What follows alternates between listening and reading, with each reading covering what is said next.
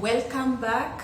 Today we are going to deal with different purchasing situation, how you can acquire land or an apartment, flat, etc. without the normal agreement for sale.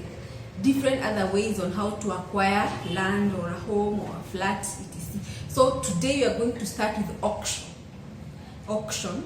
So when auction is taking place, there are two ways that we are going to deal with. Number one is where a bank or a financial institution is exercising its power of sale. I've dealt with charges and loans in my video on charges. I've dealt with power of sale. This is where you default in payment of the loan and the bank is selling your land. And one of the ways in which a bank can sell your land is through public auction.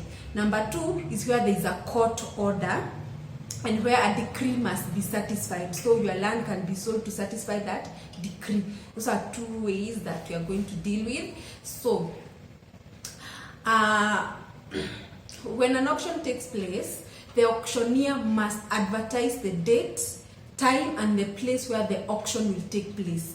Even in that advertisement, they must state they will state the parcel of land that is being sold, and the amount that you are required to pay, or the percentage that you are required to pay. And yes, so you're going to see like the date, the place, the time, and the land parcel that is being sold, and any other details. Most likely you see the advertisement in Kenya, in Gazette, like Daily Nation, Standard, all those in the Daily Nations, in the newspapers. So when the bank or the financial institution is exercising its power of sale, the auctioneer must give the defaulter or the person who borrowed the loan 45 days notification of sale. They must give you a 45 days notification of sale. Then the other thing, they have to advertise in the newspaper of the date, time, place, the land parcel that is being sold. So you are an interested purchaser. You want to buy this parcel of land through auction. Number one, there's some due diligence that you need to do. You can get a copy of the title. You can conduct a search, at least to see who is the owner, to see the institution or the institution which has charged the parcel of land. You can also see where there are other encumbrances.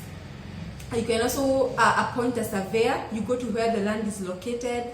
You look at the beacons. You look at whether the location is in a good place, whether you'll be interested. The other thing is that you can also appoint a valuer to do valuation of that land. Because when the bank is exercising its power of sale, a parcel of land cannot be sold below 75% the value of the land, below 75%. So at least when you have a valuation report to show you the market value of that parcel of land, so you'll know what you are dealing, the amount, at least the approximate amount which that land will be sold in the auction, and at least you know that that parcel of land cannot be sold below that price. So the other due diligence is that you have to check whether the auctioneer has a license. This is important because if the auctioneer does not have a license, that the whole of that sale will be null and it will not be valid. So you can go to the auctioneering board. You see whether that auctioneer has a license. In the advertisement, you will see the name of the auctioneer. So you can conduct your investigation to see whether that auctioneer who will be conducting that auction has a license. You know, there are some auctioneers that they are only given license in specific areas, and there are others which are given license in the whole country. So it's good also due diligence. Do your due diligence to ensure that they have a license in that area where they are selling that property. So you have gone to the auction, the date, on that date, time, and the place. So you in the auction, they have to tell you whether the price, there is a reserved price, or whether the right to bid is reserved. They will tell you, so at least you can know whether you have a right to bid or it has a reserved price. Okay, now when you bid and you win, at the fall of the hammer, the land will be yours. So at the fall of the hammer, you have to pay 25% the value of that land, 25% the value of that auction, sorry. So there's a price, the land has been sold through an auction at a certain price. So you'll have to pay 25% of that value right there at the fall of the hammer. You'll pay 25%. The balance of the other amount you can pay with, you should pay within 60 days. You should pay within 60 days. So buying land through, when you're buying through auction, there are pros and cons that you need to know. You know, in this case, there are so many buyers, so many interested buyers. So there are so many interested buyers. So in this situation, your game has to be because that parcel of land can go to any person. Number two is that it might be challenged. The process of buying through auction might be challenged. If the bank or the financier is exercising their power of sale, it might be challenged that they did not comply with some of the rules in the act. So just keep it at the back of your mind that this process can be challenged. It is prone, most of them are prone to being challenged in court. Number three is that you don't have time. If at the fall of the hammer the land is yours, you don't even have time to look at the contract for sale. You just sign. And the other thing is that the auctioneer or the bank, they do not guarantee you the condition of that property. That's why you have to do your due diligence. Ensure that you do your due diligence, because they won't guarantee you the condition of that property. It will be sold as it is. So you make sure you have done your due diligence. The other thing is that there is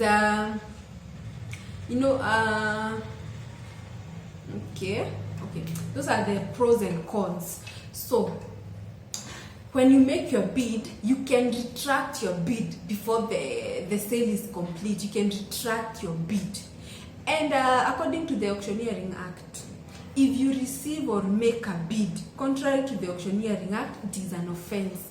Or if you make a bid which you have no intention of honoring, it is still an offense. If you make a fraudulent bid, or if you make a bid to prevent a valid sale from happening, so that is still, all those are offenses.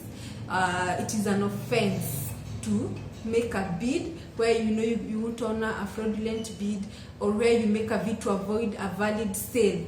So that is an offense. So okay, so that is buying through auction. So you have bought through auction. You are the one who has won. You are the highest bidder. So if you are the highest bidder, now the bank will give you the completion documents. They will sign on behalf of the owner of the land, or the defaulter. So they will sign. They give you a discharge of charge. Then they will after they give you all this completion document, you have to get a consent. You have to get a consent from the land board. If it is a freehold, leasehold, you get it from the Commissioner for Lands. So you get the consent, then you take it to the land registry. Of course, with the form for transfer, it is form 61. You fill, you take them to the land registry, where you will pay and your name, and it will be transferred in your name. So that is the process of auction. That is how you can buy land through auction.